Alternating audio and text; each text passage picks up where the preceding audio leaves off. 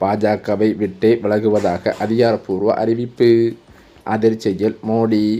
அதிமுகவின் கோட்டையாக கருதப்படும் டெல்டா மாவட்டங்களில் அக்கட்சிக்குள் ஏற்பட்டுள்ள புகைச்சல் பொதுச்செயலாளர் எடப்பாடி பழனிசாமிக்கு பெரும் சவாலாக உருவெடுத்திருக்கிறது. வழக்கமாக அதிமுகவிற்கு வலு சேர்க்கும் கொங்கு மண்டலத்தில் ஏற்படக்கூடிய சிறு சரிவுகளை டெல்டா மாவட்டங்களில் அறுவடை செய்யும் வாக்குகளை கொண்டு ஈடுகட்டலாம் என்பதே எடப்பாடியின் கணக்காக இருந்து வந்தது. ஆனால் தற்போது அந்த மண்டலத்திலேயே மூத்த நிர்வாகிகளுக்கு இடையில் வெடித்துள்ள அதிகார போட்டியானது அந்த தேர்தல் கணக்குகளை தலைகீழாக மாற்றியிருக்கிறது.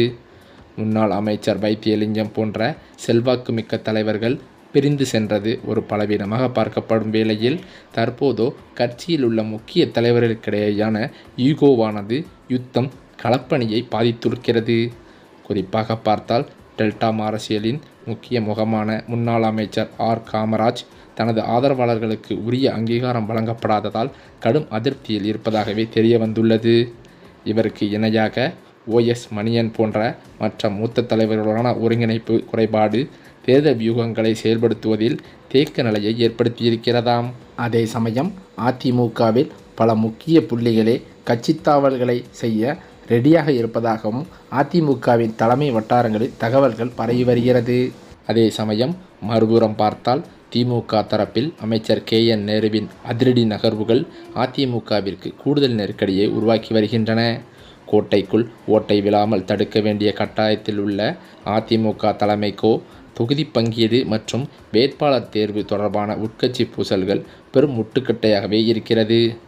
கீழ்மட்ட தொண்டர்கள் உற்சாகத்துடன் பணியாற்ற தயாராக இருந்தாலும் மாவட்ட தலைவர்களிடையே நிலவும் ஒருமித்த கருத்தின்மை தேர்தல் முடிவுகளில் பிரதிபலிக்கக்கூடும் என அரசியல் நோக்கர்கள் எச்சரித்தும் வருகின்றனர். காலமாக நிலவி வரும் இந்த பஞ்சாயத்துகளை எடப்பாடி பழனிசாமி இப்போதே தீர்க்க தவறினால் அது டெல்டா மாவட்டங்களில் அதிமுகவின் வெற்றி வாய்ப்பை வெகுவாக சிதைத்துவிடும் என்றே பலரும் நினைத்து வருகின்றனர். அந்த வகையில் பார்த்தால் வீட்டு சண்டையை வீதிக்கு வராமல் தடுத்தால் மட்டுமே வெற்றி என்ற யதார்த்தத்தை அதிமுக தலைமை உணர்ந்து செயல்பட வேண்டிய கட்டாயத்தில் தற்போது இருந்து வருகிறது. வரும் நாட்களில் கூட எடப்பாடி பழனிசாமியின் சமரச முயற்சிகள் எந்தளவிற்கு கை கொடுக்கின்றன என்பதை பொறுத்தேதான் டெல்டாவின் தேர்தல் முடிவுகள் அமையும் என்றும் அதிமுக வட்டாரங்களில் தகவல்கள் பரவி வருகிறது. அது மட்டுமில்லாமல் இந்த பல பிரச்சனைகளால் அதிமுகவிலிருந்து மேலும் பல முக்கிய புள்ளிகள் திமுகவிற்கு தாவிவிடுவார்கள் என்றே அச்சத்தில் எடப்பாடி பழனிசாமி இருந்து வருவதாகவும் சொல்லப்படுகிறது. அதே வகையில் தற்போது 2 முக்கிய மாஜி அமைச்சர்கள் அதிமுகவிலிருந்து விலகுவதற்காக அதிரடி முடிவை எடுத்துள்ளதாக அதிமுகவின் தலைமையான எடப்பாடி வட்டாரத்தில் தகவல்கள் பரவி வருகிறது. இந்த சமயம் பார்த்து பாஜகவும் அதிமுக-பாஜக இடையிலான கூட்டணி குறித்த முக்கிய நகர்வாக வரவிருக்கும் தேர்தலுக்கான முழு பொறுப்பையும் எடப்பாடி பழனிசாமியிடம் பாஜக ஒப்படைத்து விட்டதாக தகவல்களும் வெளிவந்துள்ளது. தமிழகத்தில் திமுக அரசை வீழ்த்துவதே தங்களது முதல் இலக்கு என்று தெரிவித்துள்ள பாஜக தலைமை அதிமுக பொதுச்செயலாளர் எடப்பாடி பழனிசாமியின் தலைமையிலேயே தேசிய ஜனநாயக கூட்டணி தேர்தலை சந்திக்கும் என்றும் அறிவித்திருக்கிறது. இதன் மூலம் கூட்டணி குறித்த முடிவுகள் மற்றும் தொகுதி பங்கீடு போன்ற முக்கிய அதிகாரங்களை இபிஎஸ் கையில் கொடுத்துவிட்டு பாஜக சற்று பின்வாங்கியிருப்பது அரசியல் வட்டாரத்தில் பெரும் விவாதத்தையே ஏற்படுத்தியிருக்கிறது. பாஜக மாநில துணைத் தலைவர் கே.பி. ராமலிங்கம் உள்ளிட்ட முக்கிய நிர்வாகிகள் எடப்பாடி பழனிசாமி தான் தமிழகத்தில் கூட்டணியின் தலைவர் என்றும் அவரே அடுத்த முதலமைச்சர் வேட்பாளர் என்றும் வெளிப்படையாக தெரிவித்துள்ளனர்.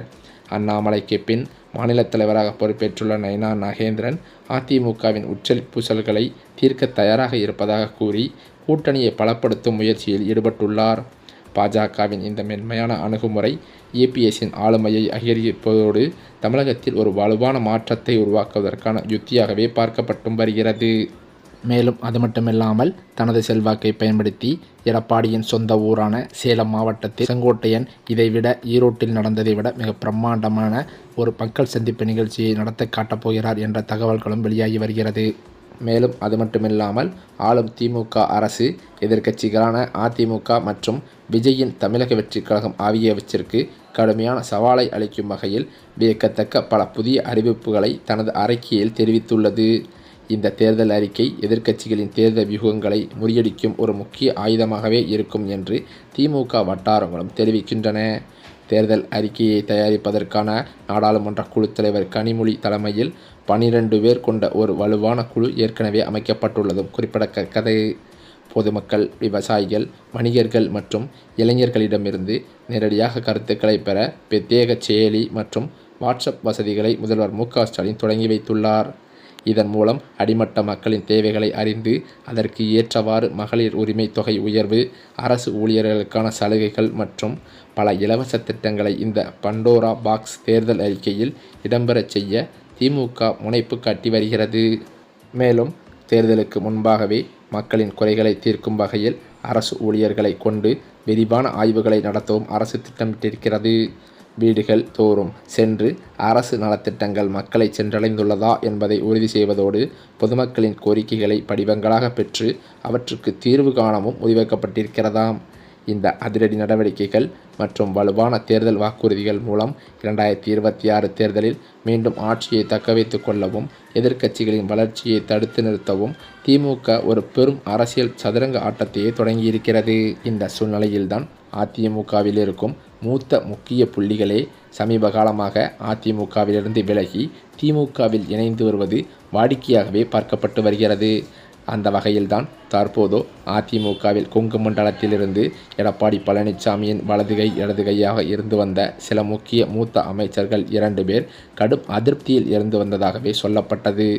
அதே சமயம் எடப்பாடி பழனிசாமியுடன் பல்வேறு முறை இந்த கொங்கு மண்டலத்தில் இருக்கும் குறைகளை சொல்லி ஏற்பாடுகளை செய்வதற்கு சில முயற்சிகள் ஏற்பட்டு வந்தாலும் எடப்பாடி பழனிசாமி கண்டுகொள்ளாமல் இருந்து வந்ததாகவே தகவல்களும் வெளிவருகின்றன. இதனை அடிப்படையாக கொண்டு தற்போது கடும் அதிருப்தியில் இருந்து வந்த கொங்கு மண்டல 2 முக்கிய அமைச்சர்கள் அதிமுகவிலிருந்து விலகவே முடிவெடுத்து விட்டதாக அவரது நெருங்கிய வட்டாரங்களிலிருந்து தகவல்களும் வெளிவந்து கொண்டிருக்கிறது. ஏனென்றால் அதிமுகவின் கோட்டையாகவே கருதப்படும் டெல்டா மாவட்டங்களில் அக்கட்சிக்குள் ஏற்பட்டுள்ள இந்த உட்கட்சி பூசலானது பொதுச் செயலாளர் எடப்பாடி பழனிசாமிக்கு பெரும் சவாலாகவே உருவெடுத்திருக்கிறது என்றே சொல்லலாம். வழக்கமாகவே அதிமுகவிற்கு வலு சேர்க்கும் கொங்கு மண்டலத்தில் ஏற்படக்கூடிய சிறு சரிவுகளை டெல்டா மாவட்டங்களில் அறுவடை செய்யும் வாக்குகளை வைத்து ஈடுகட்டி விடலாம் என்று எடப்பாடி பழனிசாமிக்கு ஒரு எண்ணம் இருந்து வந்தது. ஆனால் அந்த எண்ணத்தில் தற்போது மண்ணெல்லை போடும் வகையில் சில டெல்டா மாவட்டத்தின் மூத்த அமைச்சர்கள் அதிமுகவிலேயே பல உட்கட்சி பூசல்களை ஏற்படுத்திவிட்டு கட்சியின் செயல்பாடுகளையும் கட்டமைப்புகளையும் சிதைத்து வருவதாக எடப்பாடி பழனிசாமிக்கு தகவல்கள் வந்துள்ளதாகவும் சொல்லப்படுகிறது. மேலும் கட்சியை அடகு வைத்து விட்டீர்கள் என்று பல புகார்களையே எடப்பாடியிடம் கூறி வருவதாகவும் சொல்லப்படுகிறது. இதன் காரணத்தினால் எடப்பாடியிடம் கடும் மோதல்களும் கண்டிப்பாக அதிமுகவிலிருந்து பல புள்ளிகள் வெளியேறி திமுகவில் இணைவதற்கு வாய்ப்புள்ளதாகவே தகவல்கள் வெளிவந்துள்ளது. மேலும் அது மட்டுமில்லாமல் பாஜகவுடன் அதிமுக கூட்டணி வைத்ததிலிருந்தே பிடிக்காத எடப்பாடியை பிடிக்காத அண்ணாமலை அவர்கள் கடும் அப்செட்டில் இருந்து வந்ததாக சொல்லப்பட்டு வந்த நிலையில் தற்போது பாஜகவை விட்டே வெளியேறுவதற்கு அண்ணாமலை முடிவெடுத்து விட்டதாக அவரது ஆதரவாளர்கள் மத்தியில் பேச்சுக்கள் அடிபடுகிறது. இதனைத் தொடர்ந்து அவர் பாஜகவிலிருந்து விலகி திமுகவில் இணையலாம் என்றும் அவரது ஆதரவாளர்கள் மத்தியில் பேச்சுக்களும் அடிபடுகிறது.